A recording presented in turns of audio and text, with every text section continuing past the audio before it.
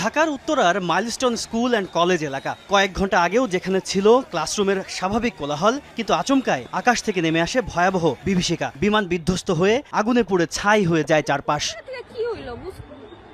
দুপুর 1:06 দিকে উড্ডয়ন করে বাংলাদেশ বিমান বাহিনীর F-7 BGI মডেলের একটি প্রশিক্ষণ বিমান। বিমানটি চালাচ্ছিলেন বাফা 76 ব্যাচের ফ্লাইট লেফটেন্যান্ট তৌকির ইসলাম সাগর। 13 মিনিটের মতো আকাশে ওড়ার পর হঠাৎই নিয়ন্ত্রণ হারায়, বিধ্বস্ত হয়ে আছড়ে পড়ে মাইলস্টোন স্কুল অ্যান্ড কলেজের বিল্ডিংয়ে।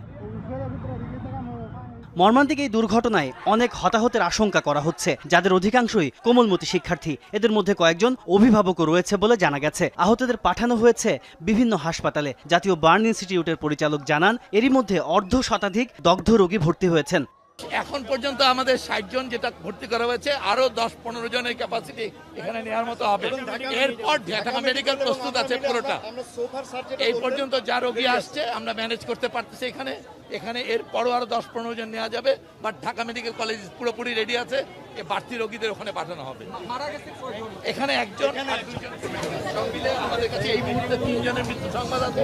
ঘটনাস্থলে উদ্ধার কাজ চালাচ্ছে ফায়ার সার্ভিসের 8টি ইউনিট, আছে সেনাবাহিনী, নৌবাহিনী ও বিজিবি। ফায়ার সার্ভিস জানিয়েছে প্রায় 1 ঘন্টার চেষ্টায় নিয়ন্ত্রণে আসে ঘটনাস্থলের আগুন।